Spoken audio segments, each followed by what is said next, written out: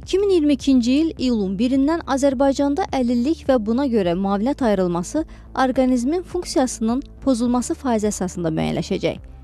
Meyarlar 10-30% arası olarsa əlillik təyin olunmur. 31-60% olarsa indiki 3-cü dərəcəyə, 61-80% olarsa indiki 2-ci dərəcəyə, 81-100% olarsa indiki 1-ci dərəcəyə uyğundur. Bu qaydalarla əlillik meyarları necə müəyyənləşəcək? Ayağın baldır səviyyəsində amputasiyası. Ayaq protezləşməyə yetərlidirsə 50%, protezləşməyə yetərli deyilsə 60% hesab olunur. Bu, hər iki halda indiki 3-cü dərəcəyə uyğundur, amma faiz fərqinə görə aylıq müavinətin məbləğində fərq olacaq. Orqanizmin funksiyasının pozulması faizləri. Bir ayaq digərindən 4 sm qısadırsa 40%, 7 sm-dən çox qısadırsa 50% sayılır. Hər iki əldə baş barmaq yoxdursa 40%, bir əldə 5 barmaq yoxdursa 50% sayılır.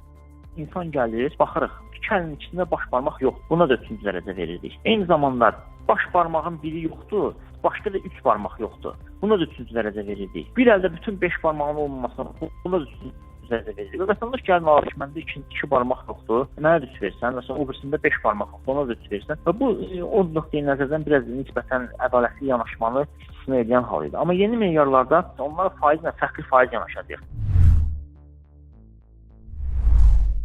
Gözün birinin itiliyi 0, 0,5 aralığında, digər gözün görmə dərəcəsi 30% olarsa 50%, bir gözün itiliyi 0, 0,5 aralığında, digər gözün görmə qabiliyyəti 20-30% aralığındadırsa 60%, bir gözün itiliyi 0, 0,5 aralığında, digər gözün görmə qabiliyyəti 10-20% olarsa 70% hesablanır.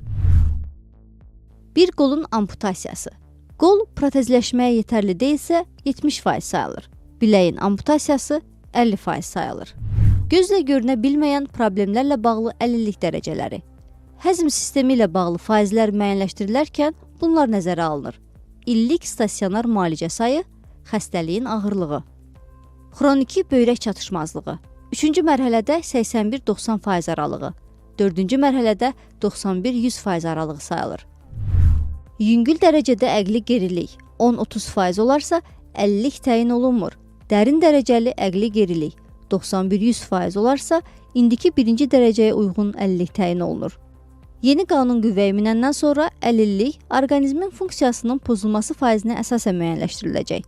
Köhnə əlilliyi olan şəxslərin əlillik yeni faizə keçiriləcək. Tabii ki, onun hansı formada baş tutacağı ilə bağlı çeşitli müzakirələr mövcuddur. Biz onu çalışırıq ki, vətəndaşın xeyrinə olan mümkün ən yaxşı variantı seçək və tətbiq edək. Həmin vaxtacan müavinətlərin məbləğinə yenidən baxılması gözlənir.